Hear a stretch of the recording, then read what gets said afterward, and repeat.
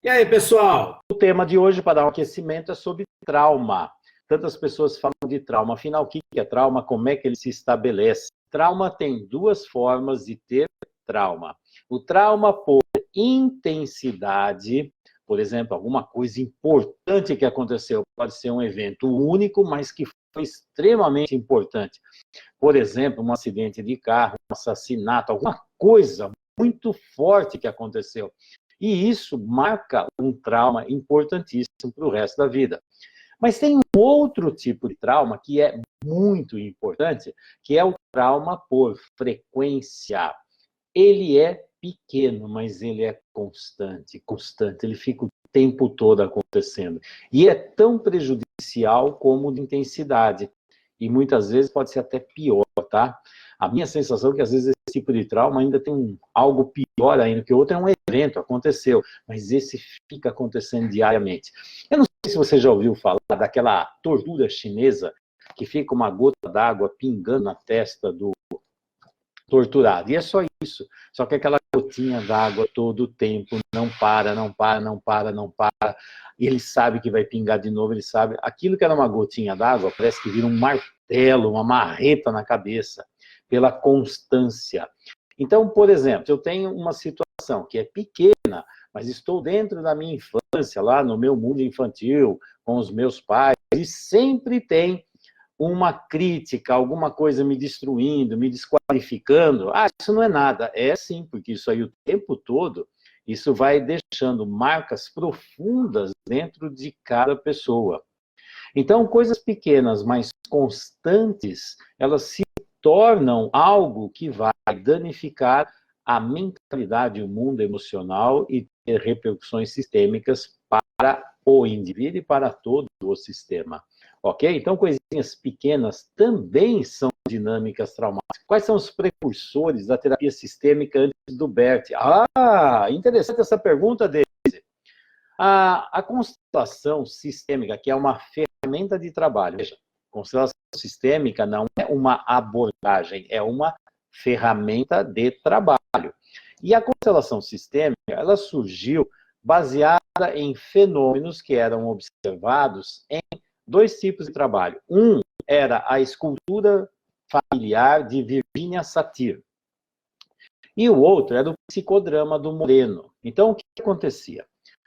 Não sei, talvez a maioria não saiba como é que funcionam esses dois tipos de tratamento.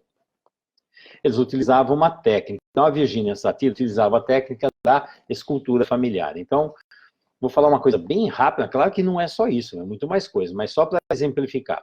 Então, a Virginia trabalhava com o indivíduo para ele voltar numa memória mais antiga, geralmente é uma memória que vai lá em torno de 5 anos, que é onde a gente consegue pegar. E pegando alguma cena que vem. Então, tem toda uma preparação, o indivíduo, de repente, traz uma cena importante da infância dele. E aí, o que acontecia? Esse indivíduo pegava representantes e posicionava como se fosse uma escultura, uma posição. Meu pai ficava assim, a minha mãe ficava assim, o meu irmão ficava assim. Então, colocava as pessoas como se fosse uma foto, uma imagem, e colocando as pessoas montando uma escultura. E aí o que acontecia? Aí vem todo um trabalho em cima disso, vendo aquela situação. Mas um fenômeno que acontecia e chamou muito a atenção era que os representantes que estavam lá no papel de pai, mãe, irmão e assim por diante, começavam a sentir coisas. E aí compartilhava. Nossa, eu estou sentindo algo assim, assim, assim. Compartilhava. Aí o cliente observava e falava, nossa, mas era assim mesmo. Meu pai, minha mãe, meu irmão, era assim que ele funcionava. Então, o que acontecia? Acontecia um fenômeno que as pessoas que representavam, de repente, elas sentiam sensações, não, sentir sensações é ruim, elas sentiam coisas que o cliente falava, mas é exatamente isso que acontecia. Então, esse fenômeno foi observado. E aí, no psicodrama do Moreno, que também tem lá o trabalho dentro do psicodrama, onde as pessoas entram como personagens, mas no fundo também são representantes. Então, quando colocava uma pessoa representando meu pai, minha mãe, assim por diante, eles também sentiam algo. Eu falei, eu estou sentindo algo aqui. Veio uma sensação, vontade de falar isso, veio uma dor assim. E aí, a observação desses dois fenômenos, quando o indivíduos que estavam representando traziam no seu corpo, nas suas sensações, algo semelhante a quem eles representavam, e foi em cima disso que foi criada a constelação. E o objetivo da constelação era trabalhar exatamente com esses sentimentos, essas sensações. Então, colocava-se o indivíduo nas posições, e aí via o que acontece, o que passa com você, qual é a sensação que tem aqui. E aí começou a utilizar esse fenômeno para executar o trabalho da constelação. Então, dentro da constelação, essa ferramenta, ela veio da escultura familiar de Virginia Satir e do psicodrama de Moreno, ok? E vocês vão vendo que tudo na vida é sempre algo, uma observação de uma técnica, de um fenômeno, de um trabalho, que de repente traz algo novo e mais eficiente, possível de executar. É novidade, do mesmo jeito que a tecnologia vai avançando, as técnicas de trabalho terapêuticas também avançam, e a constelação foi esse grande avanço. E na própria constelação, só para puxar mais ainda dele, assim, então começou com a constelação. Depois, a constelação, o cliente posiciona e diz, esse é meu pai, minha mãe, assim por diante. Aí tem um outro tipo, que aí depois o Hellinger criou algo, que chamava movimentos da alma. No movimentos da alma, o cliente nem não posicionava, o meu pai fica aqui em relação à minha mãe. Movimentos da alma e confiando apenas na sensação dos representantes. Então, o cliente podia escolher quem seria o pai, quem seria a mãe, mas eles ficavam, por exemplo, numa distância fixa. Não é posicionar, não é o cliente posicionar como ele enxerga. É só colocar um na frente do outro, geralmente uns 3 metros de distância, e sigam os movimentos. Então, está aqui, o pai e a mãe. Depois, o Hellinger veio com o movimento do espírito. No movimento do espírito, aí muda radicalmente. Aí fica assim, o Hellinger, o terapeuta, que é o constelador, ele olha, às vezes pergunta, às vezes fala alguma coisa, mas se for em essência, assim, não precisa nem perguntar nada para o cliente, é só olhar para o cliente, entrar na sensação no campo do cliente, e o próprio constelador escolhe um representante, outro representante e posiciona, e não fala quem é. E aí, siga os movimentos, e as coisas vão andando. E aí o cliente vai assistindo, não sabe o que é, aí vê o que está sentindo, o que está acontecendo, e pela movimento espírito clássico é assim, quando aquela constelação está um caos, uma situação bem importante, ele encerra exatamente nesse momento e diz para o cliente, ok, a sua alma já viu o que tinha que ver, quem é quem, não interessa, fica com isso aqui vai promover um movimento de cura. Entenderam? Isso aqui estou dando um histórico rápido do trabalho de constelação, ok? O Luiz Américo, podemos receber traumas dos nossos antepassados? Sim, sim. Se você tivesse vindo no congresso, talvez até você tenha vindo, no congresso aqui de Ribeirão Preto, que foi agora em agosto, há 2 semanas atrás, né, Carla? Um dos temas fortes é exatamente a epigenética. E na epigenética, que eu já até comentei aqui, já falei, na epigenética, o gameta espermatozoide e o óvulo, são os 2 gametas, eles carregam uma herança epigenética, e essa herança epigenética, no fundo, são o quê? As dinâmicas traumáticas importantes dos nossos antepassados, que os gametas carregam. Então, o espermatozoide e o óvulo é um banco de dados de experiências dos nossos antepassados mais recentes. O DNA é de algo muito mais longínquo, mas a herança epigenética é do que vem recente. Recente o quê? Nas gerações agora. Até as 3 gerações o pessoal já comprovou, mas pode até, dependendo da intensidade do trauma, ele pode vir de gerações um pouco mais para trás também. E quando se trabalha dentro da sistêmica, você vê o quê? Por exemplo, se teve uma dinâmica de um assassinato na família, lá 2, 3 gerações, isso pode e vai repercutir aqui no atual, mesmo que as pessoas nem tenham consciência mental, eu não sei disso, mas o sistema sabe, o campo sabe. E aí o que acontece? Pessoas mais jovens do sistema, de repente, se conectam com essas dinâmicas traumáticas, essas tragédias familiares, que muitas vezes são segredos, e eles fazem o quê? Do mesmo jeito que o representante você põe um representante, ele se conecta com a dinâmica do sistema do cliente, quando você entra no seu sistema familiar, no seu campo familiar, você se conecta com o campo. E dinâmicas que estão aqui, que não são solucionadas, que vêm de gerações anteriores, esse indivíduo mais jovem capta e reproduz aquela dinâmica que ainda não foi solucionada. Isso aqui é direto, nós trabalhamos direto com isso. Então, tem trauma dos nossos antepassados? Tem sim, Luiz. Excelente pergunta. A Thaís. Doutor Fernando, a constelação individual com bonecos pode ser usada com crianças? Pode, é muito usada. A Carla usa frequentemente. A questão da constelação com as crianças é assim, você pode utilizar, a criança é impressionante, ela revela o que está acontecendo com o sistema. Então, quando você vai fazer com criança, você pode fazer uma série de diagnósticos do que o sistema está acontecendo. A questão é que a criança, ela não tem condições de fazer o quê? Solucionar problemas. Os mais jovens do sistema carregam o problema. Quando você faz uma constelação com a criança, e as crianças fazem, que é uma maravilha. Outro dia, a Carla estava falando de uma criança, veio a criança e veio a mãe. E foi muito interessante que essa criança, quando fez a constelação, a mãe fez e a criança também fez. E a criança mostrou e revelou claramente o que estava acontecendo. Tinha uma dinâmica importantíssima. De onde veio essa informação?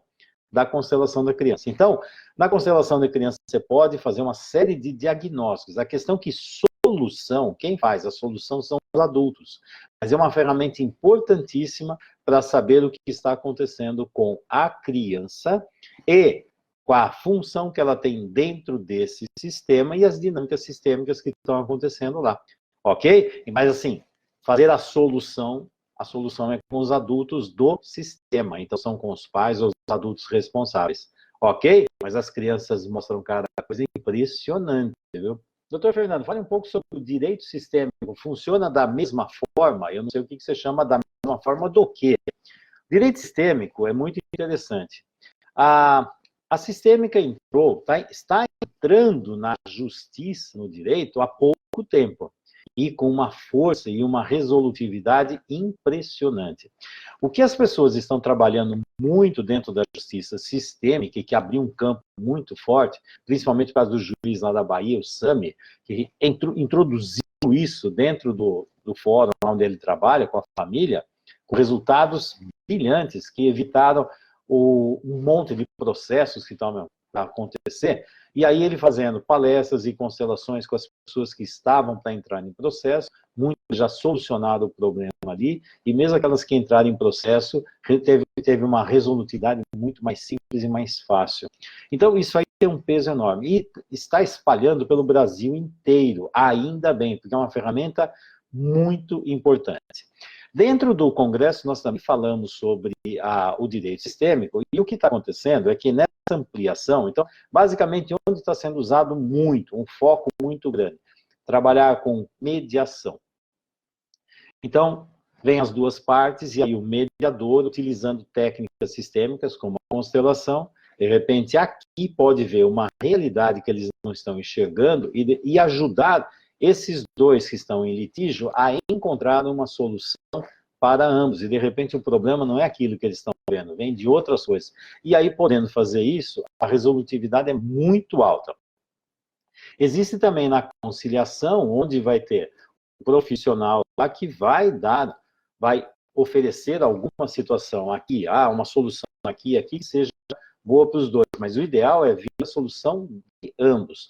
Mas dentro do direito, o que está acontecendo? Tem muitos promotores, juízes, desembargadores, que estão estudando a dinâmica sistêmica até para ter uma compreensão melhor dos casos das dinâmicas familiares. E isso abre e muito a visão desses profissionais que estão querendo dar uma resolutividade, sabe assim, terminar a guerra, porque geralmente dentro da justiça é quem ganha aquela batalha, daqui a pouco vem outra batalha, daqui a pouco vem outra batalha, e assim por diante. E outra área da sistêmica que eu vou entrar muito forte agora, e alguns já devem estar sabendo, ano que vem eu vou fazer um temático de doenças, treinamento de doenças, desculpa, um temático da justiça sistêmica. Eu vou fazer uma palestra agora, no início de setembro, lá na OAB de São Paulo, e sabe por que me convidaram para a palestra por um fenômeno que está acontecendo, o alto índice de suicídios entre os advogados. E adivinha por quê? Adivinha, e não é só suicídio, hein? Está vindo depressão, doenças autoimunes e assim por diante. Muito alto índice de doenças dentro dos profissionais do direito. E adivinha por quê? Bom, se você entende sistêmica, se um indivíduo, um profissional, entra no sistema e se ele prejudica o sistema, ele faz parte do sistema e o emaranhamento do sistema fica com ele e faz com a própria família. Então, se você pega um advogado que tem um perfil de litígio, vão brigar, vão inventar coisas, vão inventar provas, o que ele está fazendo? Ele está fazendo uma destruição familiar. Adivinha o que vai acontecer no próprio sistema desse advogado? É óbvio que ele também vai adoecer e vai ter problemas. As consequências geralmente vêm para ele, como ele pessoalmente, e também para a família dele, porque a sistêmica revela isso com uma facilidade enorme. Então, nós estamos vendo agora uma outra área que eu vou entrar com uma força maior, de fazer com que os profissionais da área do direito fiquem mais saudáveis. Como que eles podem chegar nessas dinâmicas traumáticas, esses emaranhamentos sistêmicos, e como trabalhar com isso. E até, quem sabe, criar um perfil de um advogado consultor, um advogado que pode ver o problema e ajudar o seu cliente a identificar o verdadeiro problema sistêmico e encontrar soluções sem precisar ir até a justiça. Então, ao invés de criar um monte de processos para poder ganhar o dinheiro do advogado, que ele gosta de ganhar dinheiro nos processos, então pode ganhar dinheiro também ajudando essas pessoas a encontrar soluções adequadas para o problema da justiça. Isso seria uma maravilha. Então, tem vários campos que podem começar a entrar na justiça, ok? Bom, então vamos lá. E funciona? Funciona. O resultado é maravilhoso. Inclusive tem, por exemplo, tem o Éder, que é um dos alunos nossos, que foi um palestrante no congresso. Ele, por exemplo, ele faz um trabalho de constelação sistêmica com presidiários. E tem também o Gutenberg. Encontrei o Gutenberg ontem, por acaso, na rua, assim, parou o carro. Fazia um tempo que eu não vi o Gutenberg agradecendo muito a consciência sistêmica, que a vida dele fez uma virada enorme, e ele está indo muito na área do direito sistêmico. E aí ele está fazendo um trabalho muito interessante, sabe com quem? Então fica assim, tem as mulheres vítimas dos homens. Ele está fazendo um trabalho com o grupo desses homens. Por quê? Tanto as mulheres vítimas dos homens como os homens agressores são dois indivíduos, dos dois lados, têm uma série de doenças sistêmicas. E se não olhar a raiz do problema, fica só vendo o fato em si, precisa trabalhar na raiz. E ele fez essa proposta de trabalhar com os homens agressores, para ver o que está acontecendo lá. E também com resultados interessantíssimos. Até convidei-o para o próximo congresso, que vai ser de 14 a 16 de agosto, né, Carla? 14, 15, 16 de agosto de 2020. Então, eu convidei para mostrar esse tipo de trabalho. São vários trabalhos que estão sendo feitos com menores infratores, olha, com tantas áreas que estão entrando, com resultados muito interessantes. Haverá curso presencial para análise de caráter? Ô, Marcelo, eu estou iniciando a gravação do curso de leitura corporal, que é a linguagem não verbal, que tem exatamente essa dinâmica da análise do caráter. Mas sabe onde eu presencialmente falo muito de análise do caráter? No Lapidação 2, quando eu estou lapidando o profissional. E lá eu trabalho o profissional, ver os traços de caráter que o profissional tem e o que esses traços de caráter ajudam e atrapalham no atendimento com o cliente. Então, mergulhamos muito nessa dinâmica de análise do caráter. Então, presencialmente, eu já faço isso no Lapidação, que é o treinamento do profissional, e todo profissional tem os seus traços de caráter. E aí, de onde eles vierem, como isso ajuda e atrapalha no atendimento dos clientes, utilizando os recursos, utilizando as qualidades do traço de caráter para potencializar o atendimento e tomar cuidado com as armadilhas do caráter. E a hora que ele entende isso dentro dele, como terapeuta, ele também tem uma compreensão melhor do cliente. Isso é para deixar o constelador, estou falando, eu vou fazer uma palestra lá, 5 passos, né, que é esses treinamentos, esse é um treinamento essencial para quem quer trabalhar essa relação com o cliente, tá? Que aí vai muito além de ser apenas um constelador, um terapeuta, ou qualquer profissional que tem interação com o cliente, é muito interessante saber sobre isso. Mas isso é o Lapidação 2, que vai ser no segundo semestre, tá? Não sei de cabeça agora a data. Cleide, porque os mais jovens carregam as dinâmicas do sistema. Aquilo, todo mundo dentro de um sistema, todo mundo, sem exceção, quando você entra num sistema, você tem que ter a sua função em ordem, tá? Se a sua família tem as funções em ordem, que eu duvido muito, que eu nunca vi uma família com as funções em ordem, achar uma família saudável, eu vejo graus diferentes. Quando uma criança nasce, aliás, tem um dos exercícios que eu faço no Consciência Sistêmica, que eu proponho lá no curso do Consciência Sistêmica presencial, que é assim, onde fica um pai e uma mãe, uma situação hipotética, e aí vem o primeiro filho, vem o segundo filho, vem o terceiro, é interessante, o primeiro filho vem e fica numa dinâmica de campo, o segundo vem e fica noutra, assim por diante. Quando os filhos entram, por isso que todos os filhos têm dinâmicas diferentes. Não tem filho igualzinho ao outro, nem irmão gêmeo, para você ter ideia. Cada um tem um lugar. E aí, os fenômenos de campo que estão acontecendo, as informações, campo é informação, tá? Então, tem um monte de informações. Se a família está saudável, é porque teve uma resolutividade dos problemas do passado. Então, o que acontece? Eles estão diante dos problemas atuais. Mas se tem dinâmicas do passado que não foram vistas, não foram solucionadas, principalmente aquelas que são segredos que ninguém conta, o campo está aberto, tem um campo enorme que está aqui. Aí vem um indivíduo mais novo e ele começa a ser atraído. Quando você trabalha com constelação, você vê os fenômenos de campo acontecendo entre os representantes, é exatamente o que acontece dentro de uma família.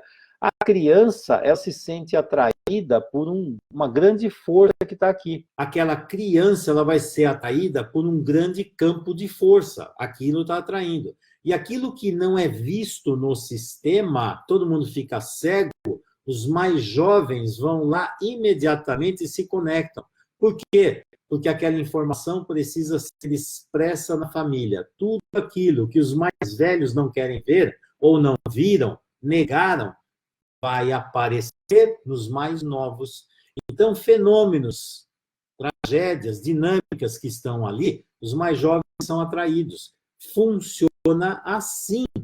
Então, sugestão, resolva os seus problemas, vejam os problemas do passado e coloque um break nisso, para que, olhando para tudo isso, isso não avance para a próxima geração. Então, tudo que nós solucionamos hoje na nossa vida protege o futuro, os seres que vêm depois, os nossos descendentes. Gostaria de falar um pouco sobre a doença de Parkinson com demência secundária. Esse é o diagnóstico do meu pai na vida atual, 70 anos. Como você sempre pergunta o contexto, segue. A infância do meu pai... Ixi, isso é um atendimento, Deise? Você quer que eu atenda o seu pai aqui? A infância do meu pai foi marcada história de filho frágil, visto pela família como doente, com asma, etc. A mãe amarrava ele no pé da mesa. Isso é trauma ou não é trauma? Não é um trauma constante, que eu estava falando de trauma? Olha lá, contínuo, né? Peraí, deixa eu ver. Minha avó foi dada para meu avô aos 13 anos, e ela não queria se casar. Enfim, na vida adulta, o que observamos foi um homem que desistiu de tudo, que era difícil, ou mais trabalhoso, e que se apoiou na certeza de que para ele nada dava certo. Meu irmão, seu segundo filho, foi rejeitado por sua família paterna. Diziam que era adotado, e ele acreditou nisso. Isso aqui é outro trauma, sabe? Eu já peguei um monte de gente que os irmãos ficam, você é adotado, de repente ele acredita. Resultado, meu irmão é dependente químico e mora com minha mãe aos 38 anos de idade. E essa mãe é o quê? Codependente. E se bobear, você também é, hein, Deise? Cuidado. Outro ponto, hoje meu pai não tem condições de se cuidar e vive na minha casa. Ixi, então você é codependente mesmo. Eu toco a minha vida, sou casado, tenho filhos, trabalho, porém sou uma filha cuidando do pai. Péssimo. Enfim, poderia me dar uma ideia de caminhos a constelar? Simples. Você precisa, se você alimentar essa dinâmica doentia dentro da casa, você também vai reforçar que esses traumas, essas dinâmicas, continuem no sistema. O seu pai, você pode cuidar do seu pai? Pode, desde que todo mundo assuma a responsabilidade, não só você. E outra, o seu pai não pode ser a prioridade da casa. A prioridade são os mais jovens, os descendentes. Então, não sei se você tem filhos ou não, que aqui já me perdi no meio de coisa aqui.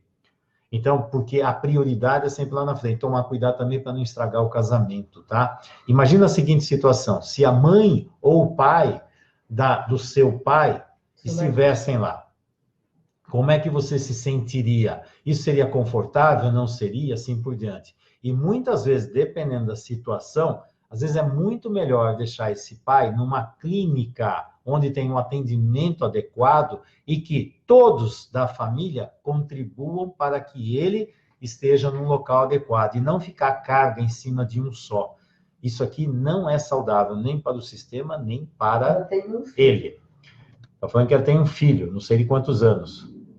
E aí, o que tem aqui, tem um amor de dependência. Então, sempre tem... triângulo dramático aqui tem de monte, né? Só de olhar para isso, você já viu, né? Um monte de triângulo dramático. E sabe o que favorece dar um caso de demência, mesmo com essa história de Parkinson? É viver o passado.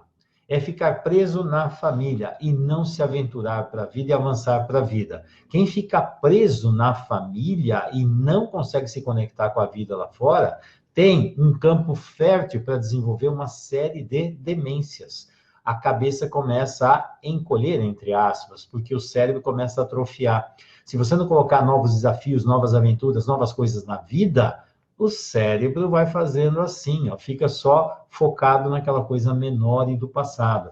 Então, toma muito cuidado. Você, dentro da família, já tem um amor de codependente. Então, tem dependente e codependente. Se já tem aí a mãe e o seu irmão que tem problema de drogas ou álcool, não lembro agora, mas tem um problema desse tipo, então, cuidado que aqui nessa família existe uma dinâmica clássica de codependente, mãezinha, dependente. É o filhinho que eu tenho que cuidar. Não importa se é o filho mesmo, se é pai, se é marido, seja lá quem for. Transforma numa criancinha dependente. O seu pai não deve ser colocado como uma criancinha. Veja sempre como um adulto, nunca como uma criança. Aliás, nenhum doente deve ser visto como uma criancinha. É claro, se for criança, é criança, né? Mas estou falando adulto, tá? E o seu filho já está com 17 anos. Bom, presta atenção no que está acontecendo. Se você ficar olhando demais para o pai, muitas vezes você não enxerga as dinâmicas que estão acontecendo com o filho. Fique atenta, hein?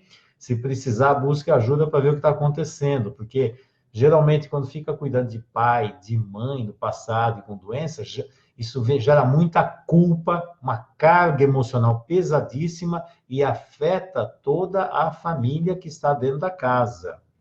Essa casa precisa ficar mais saudável, hein? Cuidado. Na cidade onde eu moro, ocorreram 5 suicídios esse mês, um índice altíssimo para uma população de 160 mil habitantes. Está crescendo demais, Renilton. É só prestar atenção, o que está tendo de suicídio é uma coisa absurda, é uma epidemia. E o pessoal não está vendo essa história, tá? Olha aqui, ó. Olha aí, está falando. A Cara está falando, ano passado, aqui, gente, parece que toda semana que eu ia trabalhar, tinha lá, o parente não sei de quem, o conhecido não sei de quem, um funcionário que estava na casa do cara, esse final de semana, no domingo, na segunda ele estava, nossa, médico suicidando, olha, estava uma coisa assim, falando, não é possível, parece que era uma onda. E é verdade, a Carla lembrou, porque não esse congresso que nós fizemos agora, do ano passado, o foco foi em cima de vida e morte. E o que estimulou fazer esse tema de vida e morte foi o número alto de suicídios que estavam acontecendo, tá? Então, tá aqui, índice alto, vamos lá. E parece que quando acontece o primeiro caso, toda a cidade, sistema é afetada, cria uma egrégora negativa e desencadeia um efeito cascata. Sim, e tem até um efeito que agora fugiu o nome, é o nome de uma pessoa, que esse cara escreveu um livro, e esse livro as pessoas liam, todo mundo que lia acabava tendo um efeito de estimular o suicídio. Tanto não sei se você sabe, mas na mídia tem uma regra que eles não divulgam casos de suicídios. Eles não falam. Adivinha por quê? Porque quando fala, estimula. Aí teve uma série lá de 13 razões sobre, não sei o que, lá na Netflix, e era em cima disso também. E também parece que alguns jovens assistindo aquilo também tiveram um estímulo maior de além de ter a ideia suicida, de ter o ato suicida, né? E sabia que para cada ato suicida tem 17 com ideações suicidas, e para cada ideação suicida existe uma quantidade absurda de pessoas que ficam pensando em suicídio, não é ter ideia de como vou fazer. Então, está muito sério. Como a mídia também tem essa coisa de segurar e não falar para não estimular, porque é como se fosse um fator desencadeante. É verdade, você falou. Isso é um efeito, tem um nome. Agora fugiu da cabeça o nome da pessoa. Que ficou até um nome. Por isso a mídia ficou assim, não se fala mais. Até quando tem, por exemplo, um ator de cinema que se suicidou, frequentemente eles dão uma informação assim, você sabe que é suicídio, mas fala de um jeito assim, morreu de morte, não sei o quê, mas porque eles evitam, porque sabem que quando começa a falar sobre isso, imagina se for alguém da mídia, né? Nossa, isso aqui é uma avalanche. E sabe o que acontece? As pessoas têm os fatores predisponentes, elas já estão aqui sobrecarregados. Basta uma gotinha d'água e transborda. Então, tem muita gente que já está ali no limite para tomar a decisão. Então, é verdade, isso, a coisa está brava, mas tem um nome, agora fugiu o nome desse efeito aí. Ô, Guilherme, então, Fernando, eu assisti uma constelação na área do direito sistêmico quando o cliente não estava presente, como um exemplo para as pessoas ali presentes entenderem como acontece a dinâmica da constelação familiar sistêmica. Isso é benéfico? Não sei qual foi o objetivo, se era só para exemplificar. Eu, por exemplo, quando eu falo, não sei se foi feita a constelação, porque é interessante que o campo que está sendo colocado é de quem levou o caso. E muitas vezes, por exemplo, se eu pegar assim, eu vou fazer uma constelação para o meu irmão. A questão é que quem está colocando o caso sou eu, o campo é meu. É claro que é um campo da família. Mas eu colocar o caso do meu irmão, e se meu irmão estivesse aqui, ele colocaria do mesmo jeito? Não. Eu sei tudo o que acontece na vida dele? Não.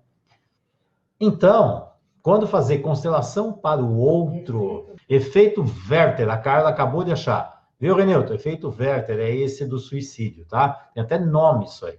Fazer a constelação para uma outra pessoa, por exemplo, eu tenho um filho, vou fazer a constelação para o meu filho. Eu não estou fazendo a constelação para o meu filho.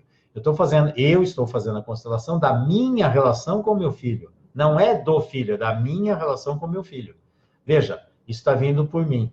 Então, fazer constelação por outro, para mim, isso não funciona, tá? Não é adequado. Eu posso fazer da minha relação, da minha família, estou fazendo da minha, eu que posiciono. Mas eu não sei o que é. Se isso aqui foi só um exemplo, só para mostrar uma dinâmica, se for um efeito didático, só para mostrar como é que funciona uma constelação, ok. Agora, dizer que foi benéfico para aquela pessoa, acho que não. Se foi isso, né? Ô, Leandro, Fernando, fala sobre a dinâmica de câncer de próstata. Dinâmica de câncer. Câncer, o que é câncer? Neoplasia. O que é neoplasia? Neoplasia é fazer algo novo. Quem tem câncer? Aquelas pessoas que não fazem algo novo na vida, ficam só naquela mesmice de sempre. Para ter algo novo, se não faz algo novo na vida, ganha uma neoplasia, um câncer. E vai pegando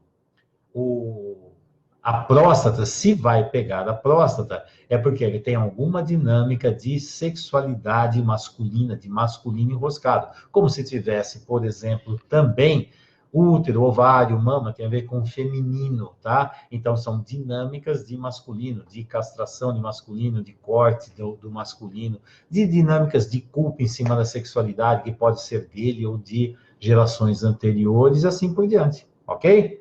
Fernando, como ajudar dependentes químicos e alcoólatras e seus familiares? Isso é interessante. Se você tivesse vindo no Congresso, teve um tema específico sobre isso, que o Éder e a Rafa Bula falaram, porque eles trabalham muito nesse campo. É fácil? É claro que não. Sabe por quê? Porque você tem que trabalhar o sistema inteiro. E geralmente fica assim, o problema é o indivíduo adicto, é aquele que usa droga. Não, esse não é o problema é a família. O problema é a família. E o grande problema é trabalhar a família. O grande problema não é nem o dependente, é o codependente. O codependente é o maior problema. Sabe por quê? Porque ele acredita que ele é saudável, que ele ama, que ele faz tudo direitinho. E o dependente, ele precisa cuidar. O codependente é um lado da questão que a maioria dos trabalhos não olha para ele, mas ele é um fator extremamente importante. É ele que banca, é ele que dá o dinheiro, é ele que passa a mão na cabecinha quando dá tudo errado, mas ele vai lá e vê sempre, não, é um amor profundo, e aí eu estarei aqui. Isso é codependência, dinâmica de Salvador dentro do triângulo dramático. E esse é o grande problema. Aí você mexe aonde? Você mexe no peixinho. Então, geralmente assim, uma coisa que eu uso muito. Então, tá lá o peixinho cheio de problemas porque ele está num aquário sujo e contaminado. Aí, quando ele está passando mal, pega o peixinho e leva para um lugar diferente, uma clínica, por exemplo. E aí, o que ele fica? Longe da família, longe do sistema. E a hora que volta, ele volta para o aquário sujo. Adivinha o que acontece? Reincidência. É óbvio, né? Óbvio. A questão é que tem que trabalhar a família inteira. E se não fizer isso, a coisa não vai funcionar. Isso aqui é só, você está mexendo só na pontinha do iceberg, você tem que olhar o iceberg inteiro. E esse é o grande problema da história dos dependentes químicos, olhar para os codependentes. E sabe o que normalmente acontece em constelação, só para dar uma dica?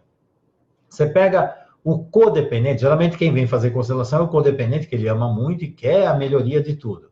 Aí, interessante, essa semana mesmo aconteceu algo assim. Não era nenhuma dependência química, mas tinha a ver com uma doença específica de um filho. Pronto, mas é tudo muito parecido. Aí a mãe coloca, onde ela coloca o álcool, a droga e assim por diante. Vou pegar a mãe ou o pai, o codependente.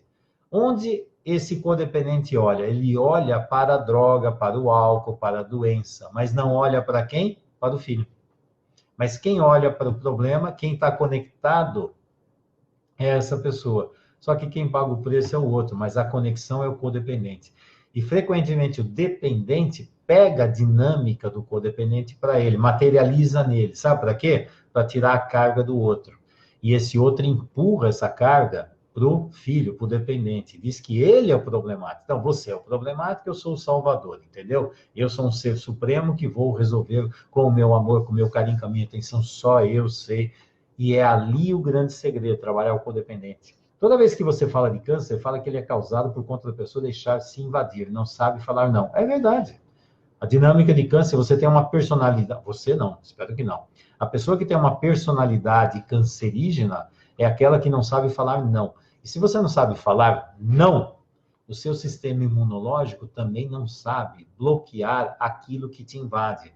E muitas vezes, por exemplo, se você tem um sistema imunológico tem a ver com identidade. Identidade.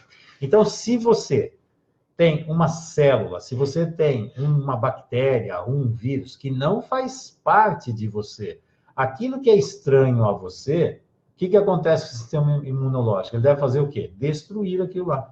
Por quê? Porque isso não faz parte de mim, e mesmo que seja uma célula minha, mas é uma célula que está defeituosa, cancerosa, o meu sistema imunológico deve identificar e destruir. Não é passar a mão na cabecinha da célulazinha e dar um beijinho nela e dar carinho para ela, porque ela vai melhorar. Não vai, não. Ela vai crescer e vai virar um câncer.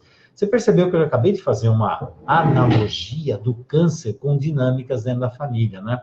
Tem aquelas pessoas que são invasivas, arrebentam tudo e no fim fica tudo recebendo carinho, atenção e assim por diante. E aí, isso aí é como se fosse uma família com câncer.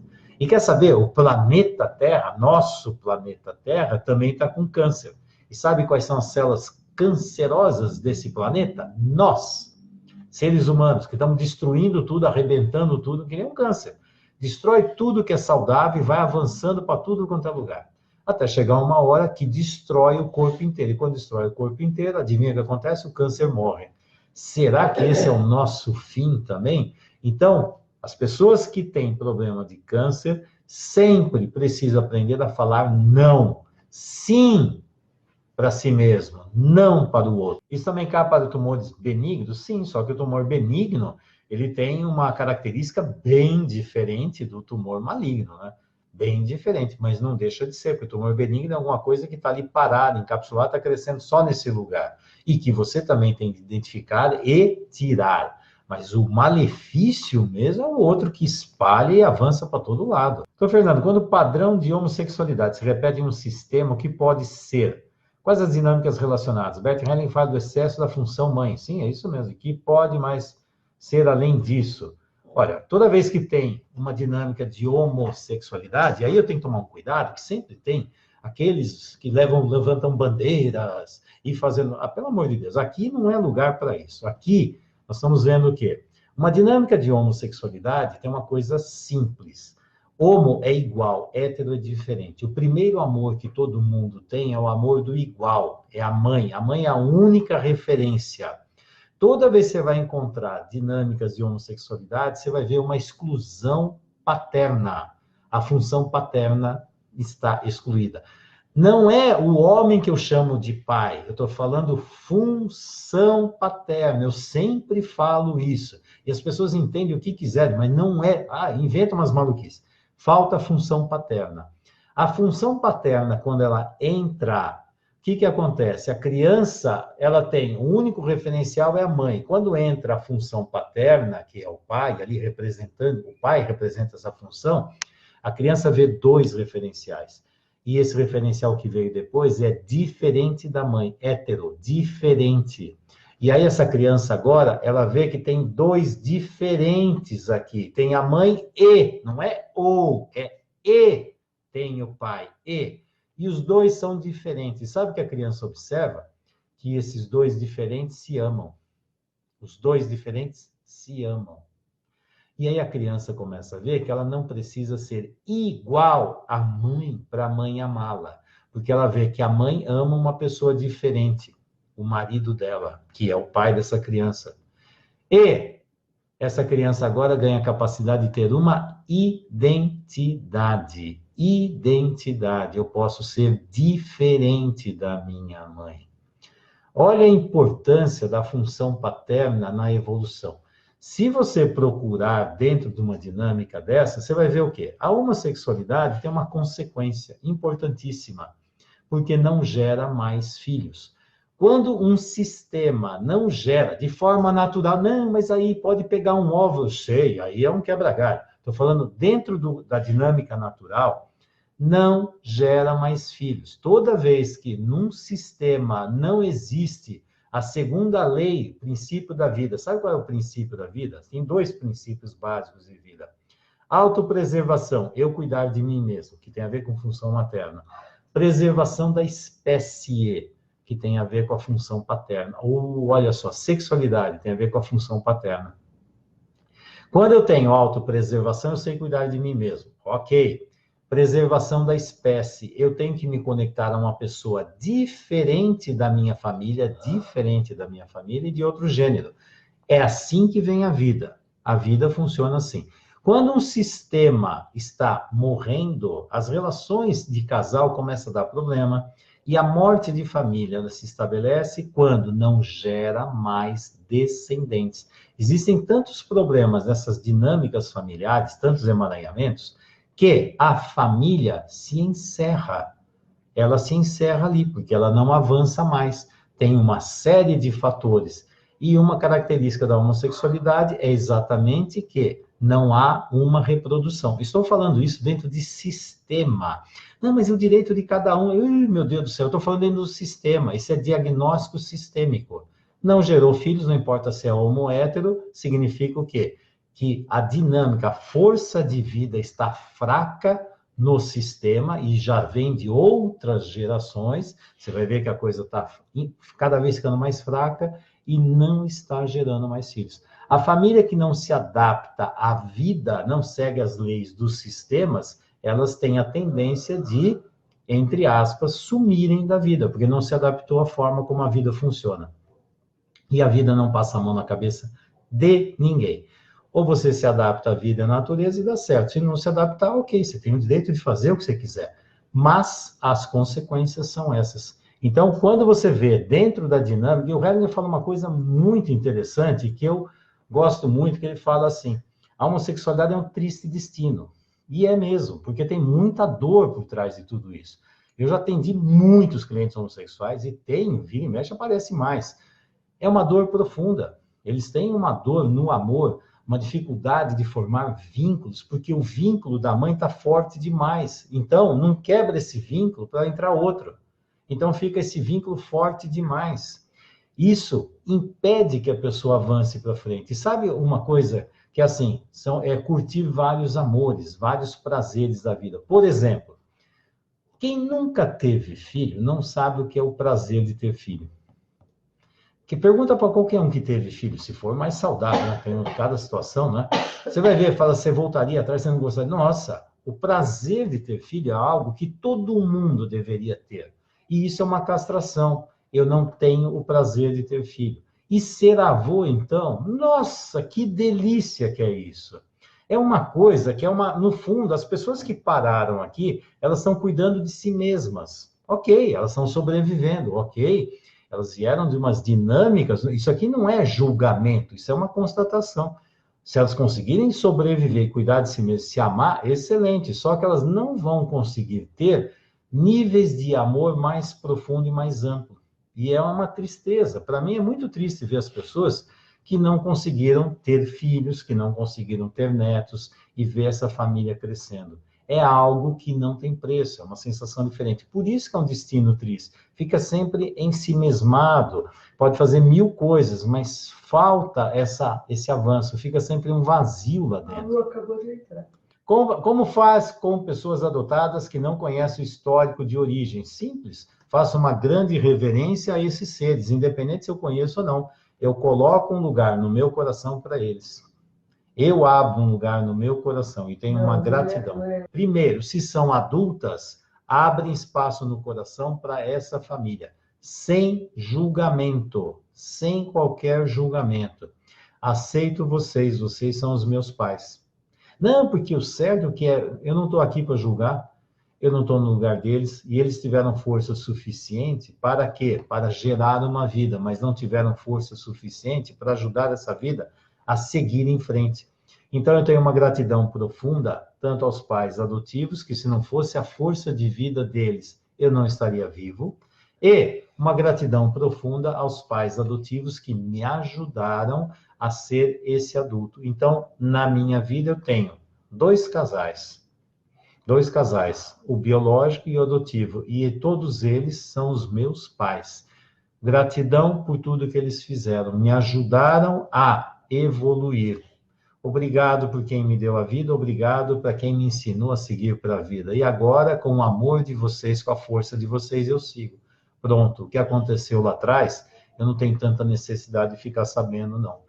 Se não tem como saber, então eu aceito, coloco no meu coração e sigo em frente, com o amor deles. Ok? Senão fica perdendo tempo procurando coisa, não acha nunca. E é interessante, frequentemente quando você desiste de procurar, as informações chegam. É meio estranho, né? Aqui falando do efeito Werther aqui, aí já acharam aqui. A Lídia, Fernando, segundo a visão sistêmica, como você analisa os casos de surtos, como de sarampo, que estamos presenciando atualmente em vários municípios, uma vez que a doença tem uma função. Sim, todas as doenças têm função. Eu posso analisar algo que é o seguinte: por que os pais não estão dando a vacina para os filhos? E agora, hein? Que é interessante, quem viveu lá atrás, quem conheceu a época da poliomielite, quem conheceu a época do sarampo matando um monte de gente, sabe que desgraça foi aquela. E o que acontece agora é que os pais que dizem amar os filhos não dão a vacina. Ah, porque a vacina tem uma reação. Olha, o sarampo estava sendo programado que o sarampo já está extinto do planeta, de uma forma simples. Então, esses surtos que estão acontecendo, eu faço uma análise do que acontece com os pais que não dão a vacina. E dizem que não dão porque dá uma reação. Bom, ter a doença é a pior coisa do mundo. Já pensou se essa criança morre por causa de sarampo? E aí você vai dizer que foi a culpa de quem? Como é que fica uma dinâmica dessa? Então, eu vou falar assim, para você que é pai e mãe, você não dá a vacina, porque vai ter um monte de coisas dizendo que não deve dar vacina. Tá bom, se o seu filho pegar uma doença e morrer por causa disso, que história você vai inventar? E aí a tecnologia ajuda demais a evitar isso. Agora, doença todo mundo vai ter, todo mundo vai ter. Então, assim, o que acontece? Se você observar, você vai ver o aumento do número de doenças e várias doenças que estão surgindo. É impressionante. O Hipócrates falava, a doença precisa existir. Se o indivíduo não tem sarampo, ele vai ter outra coisa também. Se precisar, ele tem uma outra doença. O que eu estou colocando, se são aquelas doenças preveníveis, ok, isso aí você pode prevenir. Agora, tem aquelas doenças que vão aparecer. O ser humano nunca foi tão doente na vida. Nós temos recursos para manter o indivíduo vivo por muito tempo. Só que a quantidade de doenças não dá para acreditar. Outro dia eu estava estudando aí uma estatística, por exemplo, em relação a autismo. Hoje eu estava até falando com a Gabriela, que é psiquiatra infantil, filha da Carla, que veio almoçar aqui, a gente estava conversando sobre isso. Hoje em dia tem um estudo de autismo muito forte falando da importância da flora intestinal. É um outro sistema dentro de nós lá que pode ter uma importância enorme na evolução, na presença de alguns casos de autismo. Bom, mas vamos lá. Aí estava falando assim, estudos. Há alguns anos, há muitos anos, lá vou colocar, por exemplo, antes da guerra, casos de autismo era uma raridade. Era raridade. Hoje em dia, os casos de autismo estão vindo, estão aumentando a frequência, mas absurdamente. Você acha que é só autismo? Não. Esquizofrenia, qualquer doença que você começar a ver, está aumentando e muito, e muito. É impressionante. Se você olhar, é como se fosse, e muitos estão considerando como se fosse uma doença contagiosa, ela está cada vez aumentando e passando para mais pessoas. Existe até uma teoria que tem a ver com a flora intestinal, que acaba gerando algumas toxinas, algumas dinâmicas que vão afetar. Prepare-se, vocês vão escutar muitas histórias sobre esse tipo aí de história do flora intestinal, tá? Então, o que está acontecendo? O número de doenças, suicídios estão vindo de monte, mas de monte. Então, esquizofrenia, psicose em geral, doenças autoimunes, impressionante. Então, quando você começa a observar e fazendo uma avaliação, você vai vendo que durante lá, essas últimas décadas, você vai vendo que a frequência de doença, eu travei de novo aqui no meu, eu não sei se eu estou aí com vocês. A frequência está aumentando muito, mas muito. E isso aí, os cientistas estão vendo que raio de fenômeno esquisito está acontecendo, tá? Então, doenças sempre vão existir. A única coisa que eu coloquei aqui é uma dinâmica sistêmica. Por que não se dá vacina para os filhos? Toda vez que tem distúrbios aqui na nossa mente, então, por exemplo, dentro do Parkinson, tem um pessoal... interessante, tem muita gente estudando o Parkinson como microtraumas ou traumas. Por exemplo, boxeadores são muito comuns terem problema de Parkinson por causa de muitos traumas. Então, existem esses traumas mecânicos, físicos que vão acontecendo, mas também tem traumas emocionais que também vão afetando as sinapses. E também tem uma teoria de flora intestinal que, dependendo do tipo de bactéria que tem lá, pode afetar também. Ixi, tem estudos para todo lado disso aí, tá? Então, o Parkinson, o que vai acontecer? Pega todas as doenças neurológicas. Toda vez que tiver um mau funcionamento daqui, da nossa mente, frequentemente está associado com um mau uso da mente. E hoje em dia se fala muito da neuroplasticidade, a capacidade do cérebro se regenerar e fazer mais coisas. E sabe o que se observa dentro da neuroplasticidade, da saúde mental? É sempre fazer coisas novas, desafios. Existe ginástica para o cérebro, tem o Supera, se eu não me engano, que tem uns treinamentos específicos para pessoal da terceira idade. Para quê? Para desafiar o cérebro, fazer coisas diferentes, tanto de movimentação, exercícios, jogos, um monte, histórias, por exemplo, faculdade para terceira idade, cursos de cerâmica, de pintura, universidades, precisa exercitar o cérebro. E as pessoas que não exercitam o cérebro começam a ter uma degeneração cerebral de várias formas, podendo entrar em Parkinson, Alzheimer, demências e assim por diante. Então, de uma forma em geral, é sempre estimular o quê? Ir para o mundo lá fora, ter objetivos lá fora. E o que se observa na maioria dessas pessoas? Elas ficam focadas na própria vida ou grudado na família. E grudar na família é doentio, ninguém acredita nisso. Acho que a família é a melhor coisa do mundo. Cuidado, tem que ter objetivos lá fora, tem que ter contato lá fora. Senão, o cérebro vai tendo problemas. O Parkinson está entre esse grupo de enfermidades, ok? Fernando, tenho muita dificuldade para evacuar, passo vários dias sem fazer cocô e sempre à base de remédios. Ixi, você e uma grande quantidade de mulheres. O que é que você tem dificuldade de colocar para fora? Quais são o que é que você já deveria ter jogado fora e você ainda segura? Você está apegada a quê? O que falta você cortar de dinâmicas do passado? Porque frequentemente, quando tem uma dinâmica dentro da psicossomática, se estuda muito isso, é o quê? Algo que já deveria ir embora. E você está apegada a quê? E aí vem uma outra história que é assim, você dá valor às suas necessidades básicas ou você dá mais, vou colocar assim, mais valor à necessidade dos outros? Que principalmente as mulheres e as mães, elas ficam mais focadas em fazer outra coisa para imagem, para cuidar de filhos, para cuidar disso e daquilo, e deixam as suas próprias necessidades fora. E aí, sabe o que acontece? Começa assim, vem a vontade de evacuar. Ah, não, eu tenho mais coisa para fazer. Vem a vontade de evacuar. Não, depois eu vou, porque agora eu tenho que fazer isso, agora eu tenho que fazer aquilo, agora eu tenho que fazer aquele outro. Porque tem um monte de coisas para fazer. E aquilo é muito mais importante do que ir no banheiro, fazer cocô. Ah, credo, eu tenho mais coisas para fazer. E aí sabe o que acontece? Vem o estímulo natural, você corta. Vem o estímulo natural, você corta. Vem o estímulo natural, você corta. Sabe o que vai acontecer? Daqui a pouco não tem mais estímulo. Por quê? Porque você inibiu o estímulo. Tanto corta, corta, corta, que inibe o estímulo. Então, não sente mais o desejo natural de evacuar. E aí, vai evacuar quando? Quando começa a cólica, a coisa começa a apertar e fica terrível.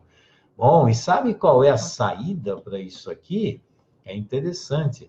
Você precisa se habituar e resgatar esse estímulo da evacuação.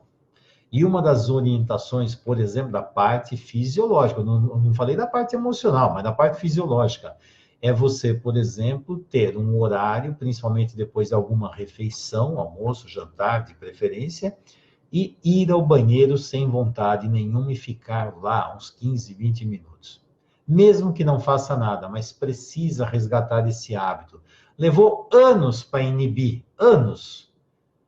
E agora vai precisar meses e talvez anos para resgatar o estímulo da evacuação. Então, é você ficar ali com você mesmo, quem sabe ali, contato com a sua própria merda para deixar ela embora. E aí voltamos à parte do mundo emocional, do mundo simbólico. Que merda é essa que você não está querendo jogar fora, hein? Bom, e se você ficar segurando tudo isso aí, daqui a pouco fala assim, você vai ficar uma pessoa enfesada. Sabe o que é enfesada? Cheia de fezes. Cheio dentro aqui, fezes lá dentro que não saíram. Apego, coisas do passado que tinha que ir embora, e você tem que dar mais valor às suas necessidades básicas. Dar valor, ok, Tânia? Qual trauma pode ocorrer numa criança que convive com a mãe e a avó, mas esta é quem exerce a função da mãe? Qual trauma? Enorme. Você é filho de vó. E aí tem uma disfunção, por exemplo, se eu perguntar para a criança, quem é a sua mãe? Quem exerce a função de mãe? E só de falar tem a mãe, tem a avó, eu já descobri que está faltando quem? Quem que está faltando aqui? O pai, né?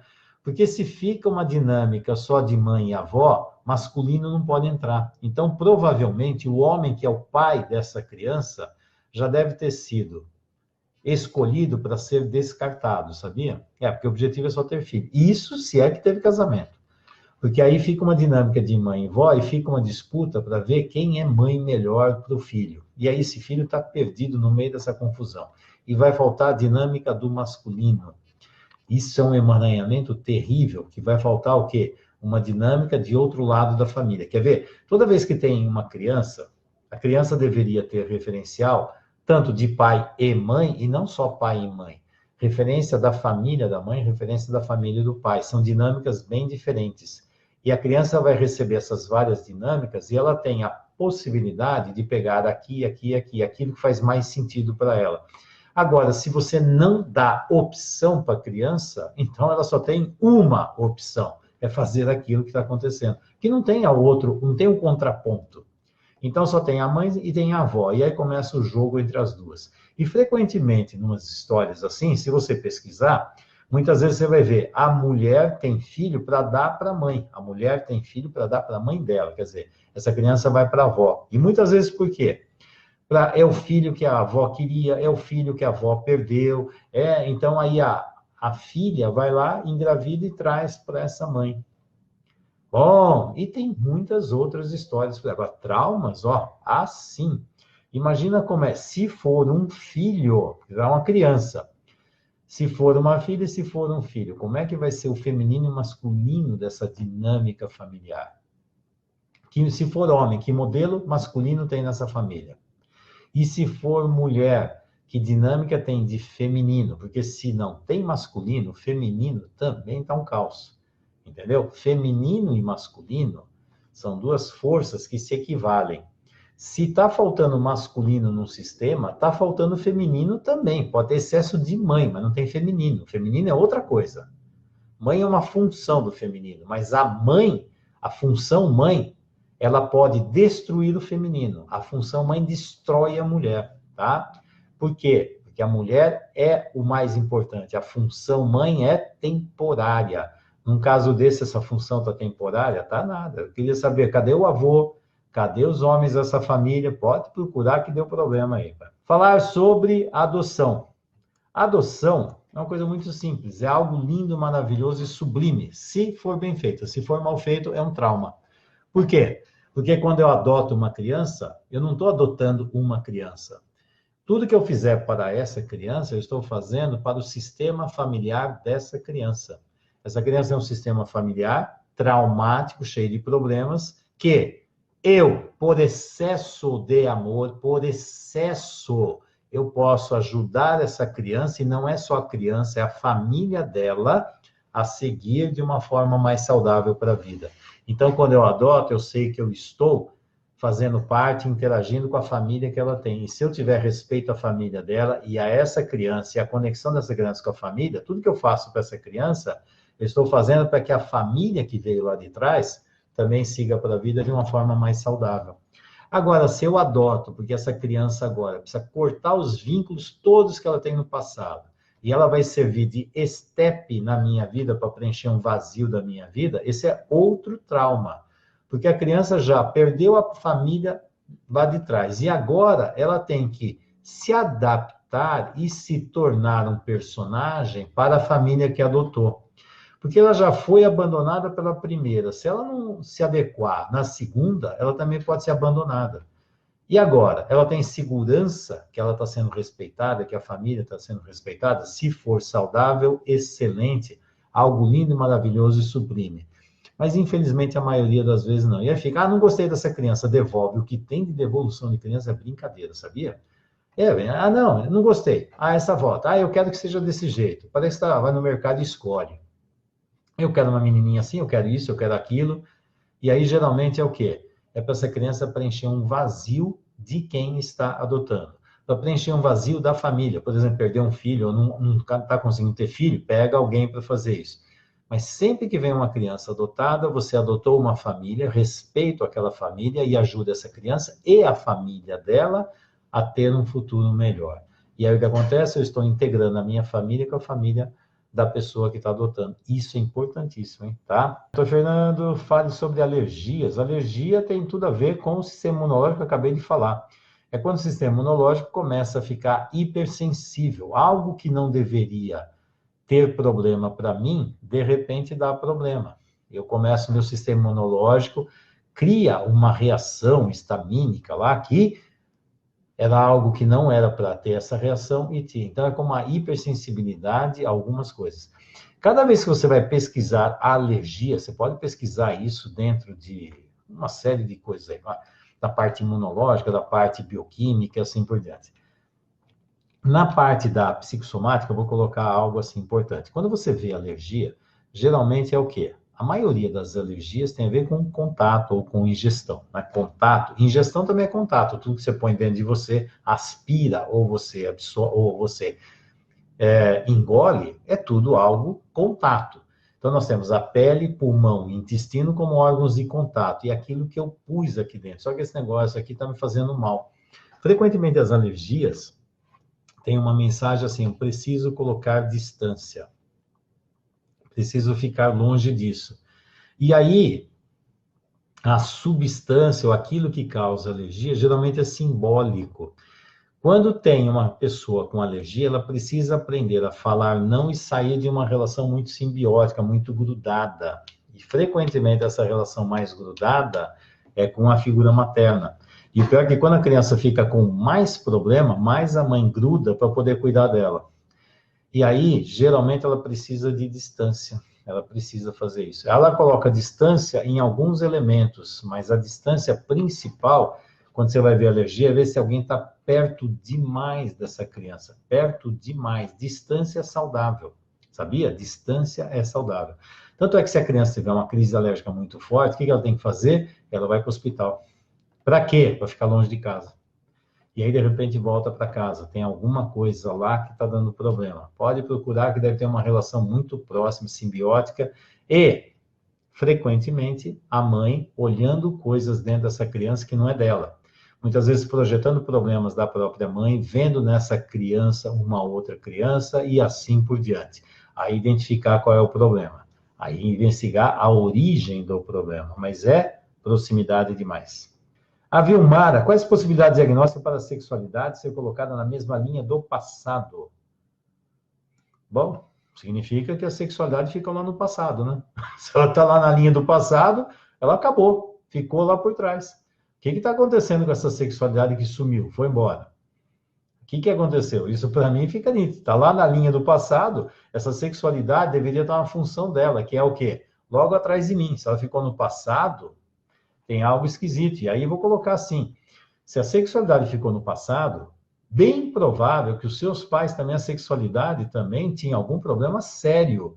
E essa sexualidade pode ter, às vezes, com alguma tragédia lá do passado. Por exemplo, alguma história de traição do pai, mãe, avô, avó, que de repente a sexualidade virou o inimigo da família, um monte de problemas. Aí naquela família, a sexualidade não tem campo, fica lá para trás. Então, precisa identificar o que aconteceu, porque sexualidade é um tipo de amor que define o indivíduo adulto. Só adulto tem sexualidade, criança não pode ter.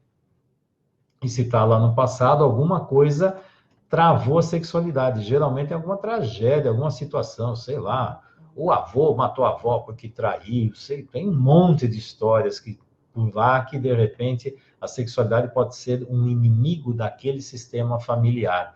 Bom, se a sexualidade fica no passado, adivinha o que vai acontecer com essa família? Caminhando para a morte de família. Se a sexualidade não vem, ela só vem para ter filhos, mas não serve para criar vínculo e fortalecer a relação do casal, alguma coisa aconteceu lá atrás que travou isso aí. Pode procurar que tem um emaranhamento lá atrás, hein? Luiz Américo, a maioria dos traumas está mais vinculado à mãe? Nos países subdesenvolvidos, sim. Nos países desenvolvidos, não. Sub, sim. Desenvolvidos, não. Mas a questão é o seguinte, na evolução, a função materna é extremamente importante, extremamente importante. Por quê? Bom, primeiro vem os gametas, né? Os gametas se encontram aonde? Dentro do campo da mãe, dentro do corpo dela, é o campo interno da mãe, é o campo emocional da mãe. E aí eles se encontram e o meio é o meio materno, o mundo emocional da mãe, o campo materno é que vai acolher o encontro da fecundação. E vai acolher o ovo, e vai acolher o embrião, vai acolher o feto e o desenvolvimento. Então, aqui, o pai está fora. Está fora. É claro que a energia do pai afeta aqui, mas isso aqui é o mundo emocional da mãe. Se essa mãe está em depressão, se essa mãe tem um conflito, tem medo, tem um monte de problemas, isso afeta a formação da criança. Formação. Agora imagina, dentro do campo do trabalho de epigenética, tem 4 etapas que eu já falei aqui. Vem dos gametas, mundo intrauterino, que é o mundo materno. Depois, na infância, e na infância, quando você estuda traços de caráter, você vai ver que a função paterna entra mesmo com uma força para a criança a partir dos 3 anos, quando chega na fase genital. Então, mundo intrauterino, até fase oral, fase anal, a correlação é muito mais forte com a mãe. O pai vai entrar mesmo depois dos 3 anos. Nesse período, é o que a gente chama de relação dual. Na relação dual, é mãe-filho. Quando entra a terceira pessoa entra na fase edípica, que é a fase genital, a partir dos 3 anos. É claro que o pai é importante em todas as fases, mas a relação mais forte, veja, está dentro da mãe, depois nasce, vem para o colo da mãe, mama na mãe, está o tempo todo grudado na mãe. O pai está fora ainda. Até essa criança começar a sair, começar a se alimentar, começar a fazer alguma coisa e realmente identificar essa figura paterna aqui, geralmente, isso dentro da psicanálise, colocam como início da fase genital, que é em torno de 3 a 5 anos. É ali que entra o pai. Por isso, está muito relacionado à mãe. E aí vem algo interessante. Se você vê a maioria das famílias, a função paterna, aqui no Brasil e todos os países subdesenvolvidos, a função paterna está praticamente extinta. Praticamente não existe. O masculino sumiu. Sumiu. Quando se fala de masculino, fala, não, isso é tóxico. Quem monta masculino é o feminino, é mãe. Mãe não sabe montar masculino. Por isso tem um monte de problemas acontecendo, um monte de doenças, um monte de confusões e emaranhamentos. Então, aqui, o pai só chega depois da mãe. A primeira etapa é mãe, depois a segunda é pai. Se chegar no pai, porque muitos nem chegam no pai. E quando tem o pai fica como um referencial que não presta, não serve, que a mãe é certa e o pai é o errado. O pai bate, a mãe dá carinho. A mãe manda, o pai só obedece. Bom, se é uma dinâmica desse tipo, veja, passou pela mãe. Numa família saudável, a mãe conduz o filho para o pai. A mãe conduz a filha para o pai. Por quê? Porque agora é hora dessa criança ter o amor paterno. Por isso a enorme maioria dos problemas em países subdesenvolvidos é exatamente essa. E por isso que os filhos não saem de casa, fica tudo grudado em pai e mãe, e aquela meleca, forma uma família aglomerada. Se você vai num país de primeiro mundo, o que acontece? Os jovens saem da casa dos pais entre 16 a 18 anos. E tchau, tchau. Agora você é responsável pela sua vida. Você é responsável pela sua vida. Segue, já fiz o que tinha que fazer. A família é um útero, nasceu para a vida. Pronto, agora seguiu. É o natural. Pode procurar em qualquer país de primeiro mundo, funciona assim, entre 16 a 18 anos. Ele é um filho do país, da comunidade, agora já foi. Ele é um ser desse outro sistema. Família já ficou no passado. Agora é hora de montar a família dele, tá? País de terceiro mundo como o nosso, que a gente vive aqui, não tem modelo de lá, acho que é só aqui. E a gente acha que eles não sabem amar. A gente fica nessa relação simbiótica, que tem um monte de suicídios, que tem um monte de drogadicção, de dependência emocional, financeira e assim por diante, e a gente acha que isso é amor. Não é. Isso é uma doença. É amor doentio. País de primeiro mundo funciona assim. Por isso, quando você vê, por exemplo, você vai pegar livros do Hellinger, que vai falar de casos lá fora, é muito interessante que nesse país do primeiro mundo, você vê com mais frequência dinâmicas e emaranhamentos do pai, porque o pai entra na vida da criança. Se o pai não entra na vida da criança, então a criança fica grudada nos emaranhamentos da mãe. Aí o pai não entra. Por isso se vê quase sempre, você vai fazer a constelação, adivinha para onde vai o negócio. Eu já até desconfio, falei, não é possível, será que sou eu? Não é, você coloca aquilo lá, puf, vai para lá. E por quê? Pode ver, dificilmente os filhos estão conectados com a força paterna, com a família paterna. Geralmente o que manda é a família da mãe, a família do pai fica excluída. É engraçado, é só você olhar. Engraçado não, isso é trágico até. Você pode observar essa característica muito comum. Ah, eu conheço uma família. Eu sei que você conhece uma família que é a família do pai mais importante. Olha o todo para você ver.